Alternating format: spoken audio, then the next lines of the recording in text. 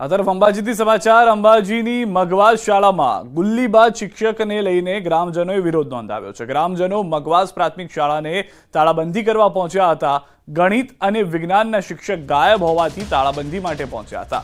ગ્રામજનોએ ફરીથી આચાર્ય સામે રજૂઆત કરી છે। આચાર્ય એક અઠવાડિયાનો સમય માંગી ચૂક્યા છે। એક અઠવાડિયામાં જો નિકાલ નહીં આવે તો ગ્રામજનો તાળાબંધી કરવાની ચીમકી ઉચ્ચારી ચૂક્યા છે। ગ્રામજનોએ આચાર્યને કાર્યવાહી કરી નવો શિક્ષક લાવવા રજૂઆત કરી છે। મગવાસનો શિક્ષક જય ચૌહાણ 1 વર્ષથી શાળામાંથી ગાયબ છે। આચાર્યએ કહ્યું કે 1 મહિનાની નોકરી બાદ શિક્ષકે શાળામાં આવવાનો સ્પષ્ટ ઇનકાર કર્યો।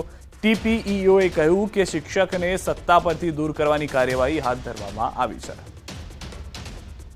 હવે આ જે સમયગાળા દરમિયાન ગેરહાજર છે એ બાબતમાં આપણી શાળા કક્ષાએથી કોઈ એમને પગાર આકારેલો નથી।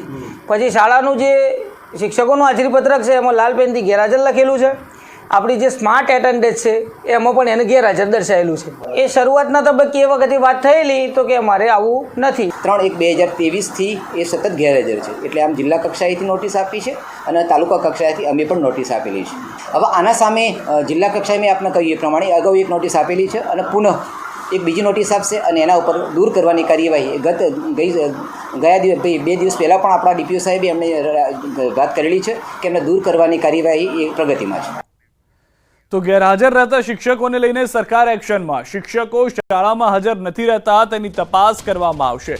31 શિક્ષકોએ રજા નથી લીધી। 32 વિદેશ ગયેલા શિક્ષકોની માહિતી મળી છે। આ તમામને પગાર નહીં મળે। શિક્ષાત્મક કાર્યવાહીની સૂચના પણ આપી દેવામાં આવી છે। સીએમ તરફથી મળી છે આ જાણકારી। 60થી વધુ શિક્ષકોની માહિતી મળી છે। સીએમએ ખુદ સૂચના આપી હોવાની જાણકારી છે। તમામ સામે કાનૂની કાર્યવાહી થશે। હજુ વધુ શિક્ષકો હોવાની સંભાવના છે। પ્રોક્સી શિક્ષકોની માહિતી પણ મંગાવી લેવામાં આવી છે। જાગૃત નાગરિકો માહિતી આપશે તો પણ કાર્યવાહી કરવામાં આવશે। શિક્ષકો પર કલંક લગાવતા આવા લોકો સામે કાર્યવાહી થશે। કર્મચારીને આપેલા લોકશાહીના હકનો દુરુપયોગ કરનાર સામે પગલાં લેવાશે। 31 બિનઅધિકૃત અને 32 વિદેશ ગયા, એમાંના એક પણ શિક્ષકને પગાર આપવામાં આવતો નથી। હવે બીજા જે જિલ્લાઓની વાત છે એ જિલ્લાઓની સાંજ સુધીમાં માહિતી આવશે ત્યારે તમામ બિનઅધિકૃત શિક્ષકો જેમણે રજા નથી લીધીને જતા રહ્યા છે અને વિદેશ ગયેલા, આ તમામ ઉપર કાયદેસરની જે અમારા લો છે એ પ્રમાણે એમને છટકબારી ન મળે, એમને નોટિસ આપ્યાથી સમય વગેરે લો વિભાગ સાથે પણ સંકલન કરી એક્શન લેવા માટે ચોક્કસ પ્રકારે આદરણીય મુખ્યમંત્રીશ્રીના ધ્યાને દોર્યું છે। તો ભૂતિયા શિક્ષકો મુદ્દે મનીષ દોશીના પ્રહાર। જિલ્લા શિક્ષણ વિભાગે શું જવાબદારી નિભાવી? વિદ્યા સમીક્ષા કેન્દ્રના ડેટાનું મૂલ્યાંકન કેમ ન થયું? શિક્ષકોની રિયલ ટાઈમ એટેન્ડન્સ માત્ર દાવો? આ તમામ સવાલો પણ ઉઠાવવામાં આવ્યા છે। જિલ્લા શિક્ષણ પ્રાથમિક શિક્ષણાધિકારીની કચેરીએ શું જવાબદારી નિભાવી? શું આ એમના મેળા પીપળાથી આખું સુનિયોજિત કૌભાંડ ચાલે છે? રાજ્યના મંત્રીશ્રીને જ્યારે આ વાત સામે આવી ત્યારે મંત્રીશ્રી કે અમે તપાસ કરીશું। મંત્રીશ્રીને એ યાદ હોવું જોઈએ કે વિદ્યા સમીક્ષા કેન્દ્રમાં કરોડો રૂપિયાના ખર્ચે જેના ગુણગાન ગાવ છો એમાં રિયલ ટાઈમ એટેન્ડન્સ લેવાતી હોય તો તમારો વિભાગ શું કરી રહ્યો છે? ગીર ગઢડા શહેરમાં સિંહ બાળ સાથે સિંહણના આટાફેરા વધ્યા છે। મહત્વના અને મોટા સમાચાર। મોડી રાત્રે 3 સિંહ બાળ સાથે સિંહણ રહેણાંક વિસ્તારમાં પ્રવેશી હતી। સિંહ પરિવારના આટાફેરાથી લોકોમાં ડર વધી ગયો છે। સોશિયલ મીડિયામાં વિડીયો વાયરલ થયો છે। જોકે છેલ્લા ઘણા દિવસથી રહેણાંક વિસ્તારમાં સિંહોની લટાર વધી છે, જે પણ એક મુખ્ય કારણ રહી છે તમામ લોકોની અંદર ડર વધવાનો।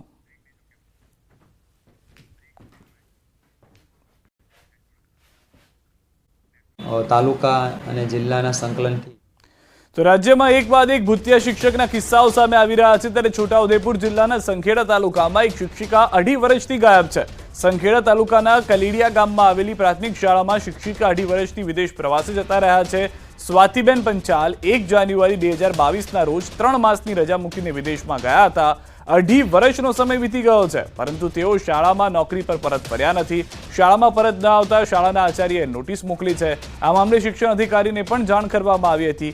ગેરહાજર રહેતા બાળકોનો અભ્યાસ બગડી રહ્યો છે। શાળામાં 230થી વધુ બાળકો અભ્યાસ કરી રહ્યા છે। ગુજરાતી વિષયમાં મુશ્કેલી પડી રહી છે।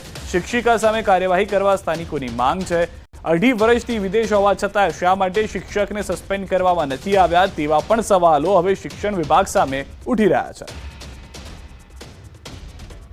એક શિક્ષક બેન છેલ્લા 1/1/2022 ઓસ્ટ્રેલિયાના પ્રવાસે ગયેલ છે. ત્યારથી આજ સુધી શાળામાં હાજર થયેલ નથી. રાજીનામું આપીને અમારા જે બાળકોનું અત્યાર સુધીમાં જે 6 કે 7 મહિનાથી એ બગડે છે તો એ રાજીનામું આલે તો બીજા શિક્ષકની નવી ભરતી થાય તો અમારા બાળકોનું ભવિષ્ય સુધરે, એ જ મારું કહેવું છે. છોટાઉદેપુરના સંખેડાનો છેવાડાના વિસ્તારમાં આવેલી PM શ્રી કલેડિયા પ્રાથમિક શાળામાં સતત ગેરહાજર શિક્ષિકાનો મામલો સામે આવ્યો છે. આપણે તસવીર બતાવવા માંગીશું. આ જે શાળા છે PM શ્રી કલેડિયા પ્રાથમિક શાળા, તેમાં 200થી વધારે બાળકો અભ્યાસ મેળવે છે.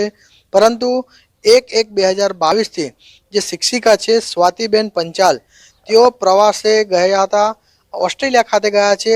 30 દિવસનો રજા રિપોર્ટ મૂક્યો હતો, પરંતુ આજે 2 વર્ષ થઈ ચૂક્યા છે, પરંતુ હાલ સુધી શિક્ષિકા અહીં આવી નથી.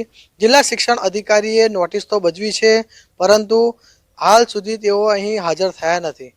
છેલ્લા 2 વર્ષથી આ શાળાની અંદર અભ્યાસ કરતા બાળકોને મોટી મુશ્કેલી પડી રહી છે, કારણ કે એક વિષયના જો શિક્ષક જ ના હોય તો કોણ અભ્યાસ કરાવે.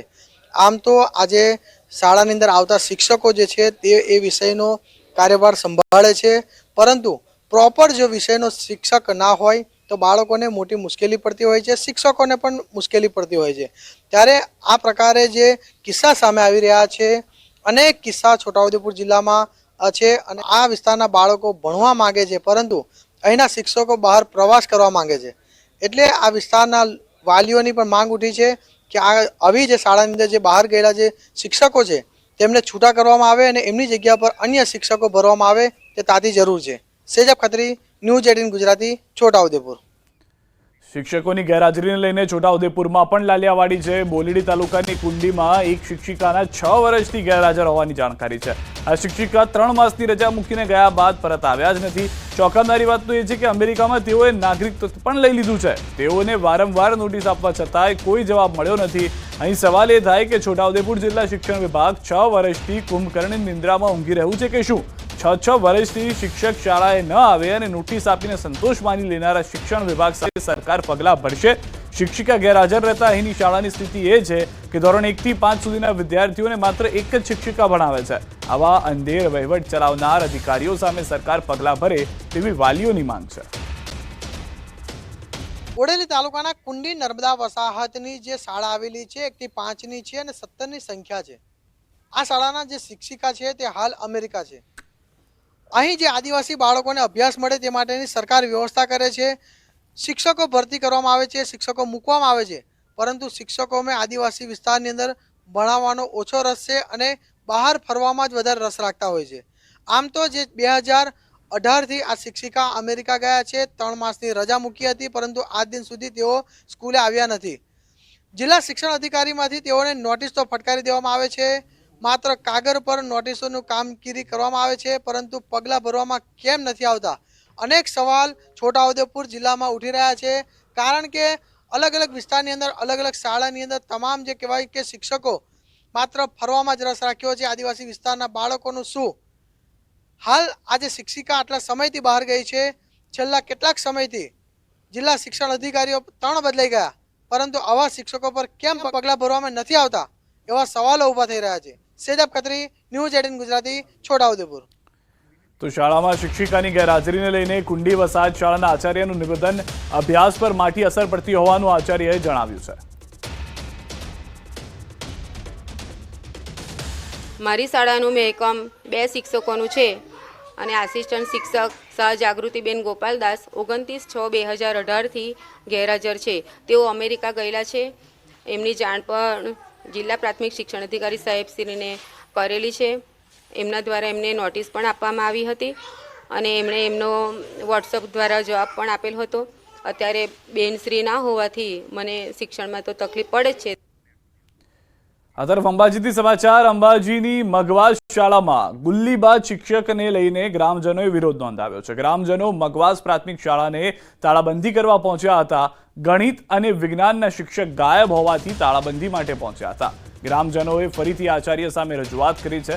આચાર્ય 1 અઠવાડિયાનો સમય માંગી ચૂક્યા છે. 1 અઠવાડિયામાં જો નિકાલ નહીં આવે તો ગ્રામજનો તાળાબંધી કરવાની ચીમકી ઉચ્ચારી ચૂક્યા છે. ગ્રામજનોએ આચાર્યને કાર્યવાહી કરી નવો શિક્ષક લાવવા રજૂઆત કરી છે. મગવાસનો શિક્ષક જય ચૌહાણ 1 વર્ષથી શાળામાંથી ગાયબ છે.